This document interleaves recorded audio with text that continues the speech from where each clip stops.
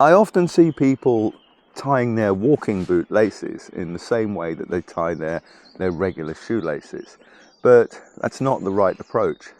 Let me explain. Shoelaces are primarily designed to maintain a snug, adjustable fit for general purpose footwear used in light to moderate daily activities. Shoelaces are typically made from low friction material like polyester or some sort of cotton blend, and they tend to be relatively short and thin. But walking boot laces, they're engineered to provide high tension multi-zone support for the foot and ankle over extended periods across rugged terrain. And unlike standard shoelaces, they need to maintain a secure load-bearing tension. They need to offer lateral support, minimize internal foot movement, and help prevent injuries like blisters or sprains. This is why bootlaces are usually much longer and thicker and far more durable, and they're often made from high-strength, abrasion-resistance synthetic fibers. So today I want to show you one effective way to lace and tie your walking boots so that they stay secure and hopefully comfortable all day. There are many other ways to do this, by the way. This is just how I do it. The first thing to do when you put your boots on in the morning is don't start tying the bootlaces straight away. Kick back in them, stamp your heel into the ground, and this will push your heel right to the back of the boot, and then you can start tightening them up. But instead of showing you with this pair that I've got on, what I'm going to do is I'll use a different pair. They're exactly the same make and model of boot, but I'll just use one. So here we have a standard boot. Hopefully it's all in shot. All we're going to do is remember that bootlaces will naturally equalize tension. So if one section is left loose, the lack of tension in that section will gradually spread along the entire lace, meaning that your boot won't stay securely fitted around your foot, and it will cause problems later on in the day.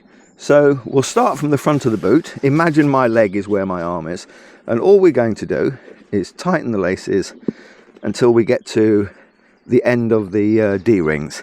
And then instead of doing this and grabbing and pulling, because what's happened now is if I let go, all this lot here will go loose straight away. So when you get to the top of the lower section, just use your finger just to hold it in place while you tighten this up. And then what we're going to do is we're going to start hooking around the hooks at the end here. So cross your laces over, put it through the first hook on the bottom. So we're now in this situation, so hopefully you can see that. Now we're going to go up to the second to last hook, which is this one here. I'm doing this very loosely, but hopefully you get the idea. So we're now on the second to last hook, and this is where we actually start tying the laces. All we're going to do is we're going to do a double knot, or sorry, a double loop, pass it under, and then pass it under again, and then pull it reasonably tight. Now the next thing to do, it might seem a bit strange, but what we're going to do now is we're going to cross the laces over so that that section that you've just tied the double loop is pulled across, it switches over. If you know about knots, that's the first half of a surgeon's knot, but that's a different video. So we've now, I'll do that again. So we looped it under twice, pulled it tight, and then crossed it over. So when we pull it, that double loop actually locks together, and that's what stops your boots coming undone. Then all we do is go to the top loop, do the same again, double loop underneath.